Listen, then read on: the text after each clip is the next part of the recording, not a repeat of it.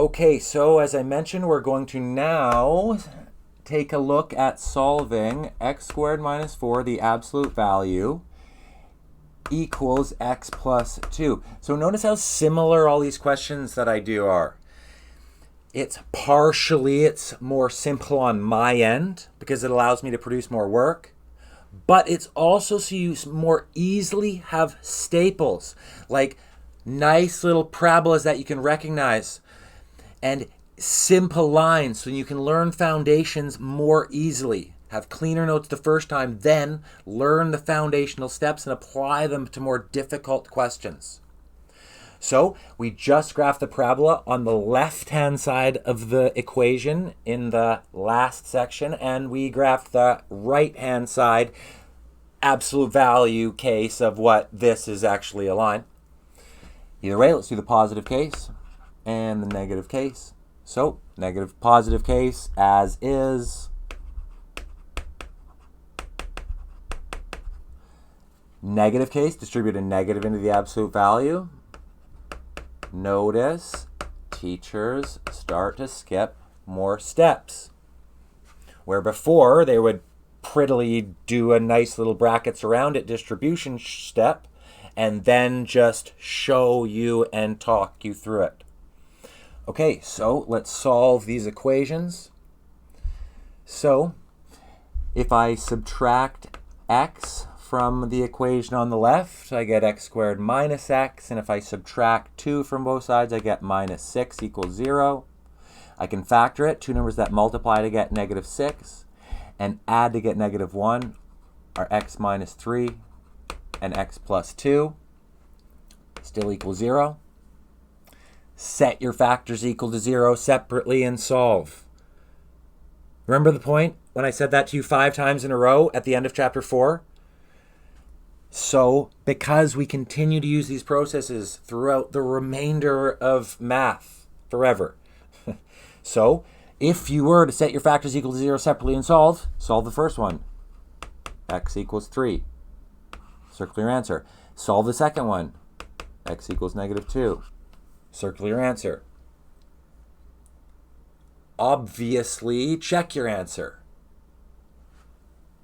And as you've seen in the notes, checking answers every single time. This time, I just literally wrote check mark, check mark. The equation off to the right. Let's see what I did in the notes quick. Okay, we got it to be 0 equals, so I'm going to do a little dot, dot, dot. Remember, dot, dot, dot in your notes is you should start to be able to recognize patterns that teachers do because they're going to start skipping steps. And we've been telling you to be showing all your steps for so long, but we have to start to recognize when they do it. So I'm just going to say 0 equals. Go look at the notes and the 2 steps between. So if I add x squared to both sides, I'm going to have x squared. X is already on the right, positive x. And then I have that plus 4 on the left-hand side. I've got a minus 4 from both sides. On the left-hand side, 4 minus 4 is 0, so it's gone. And then we have 2 minus 4, which is negative 2. Factor it. 2 numbers that multiply to get negative 2 and add to get positive 1 are x plus 2 and x minus 1. And again, if we set our factors equal to 0 separately and solve, we get x equals negative 2. And x equals 1. Circle both your answers. Again, check both your answers. Check mark. Check mark. Substitute them into the question on the left-hand side. Substitute them into the question on the right-hand side. As you see me do in the notes so many times, make sure the left-hand side is equal to the right-hand side. Or you've done the incorrect algebra, or it gives you the chance to learn how to do math on your own at home. Okay, so I'm going to graph both of these. Now, remember, I graphed both of these already, so I'm going to graph them quicker. So, let's graph the absolute value of x squared minus 4.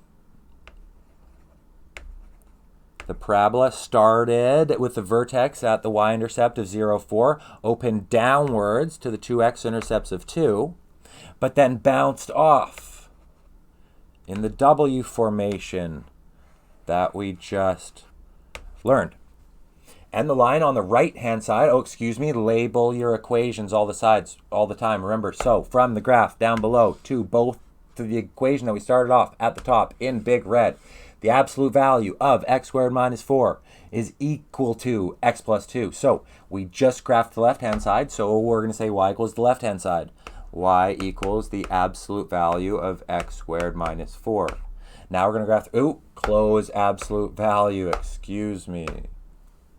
Okay, so now we're going to graph the line y equals x plus 2. So from y equals mx plus b, last year in grade 10, or graph it with the table of values, we have a line with a y-intercept if x is 0. Let's write the equation down first so we can take a look at the equation all by itself.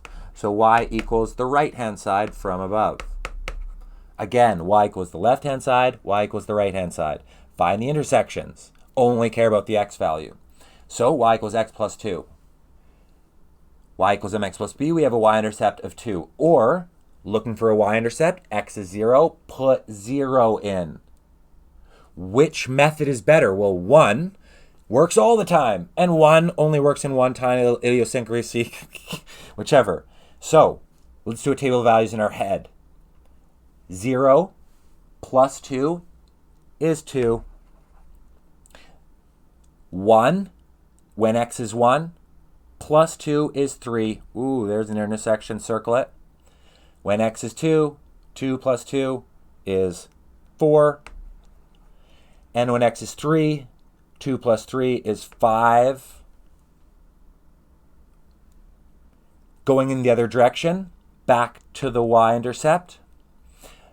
Left one, x is negative 1. Negative 1 plus 2 is 1. And when x is negative 2, negative 2 plus 2 is 0. Intersection. Draw a line through it. Label all your intersections. Negative 2, comma 0. There are 1, 2, 3. In the middle, we got 1, 3.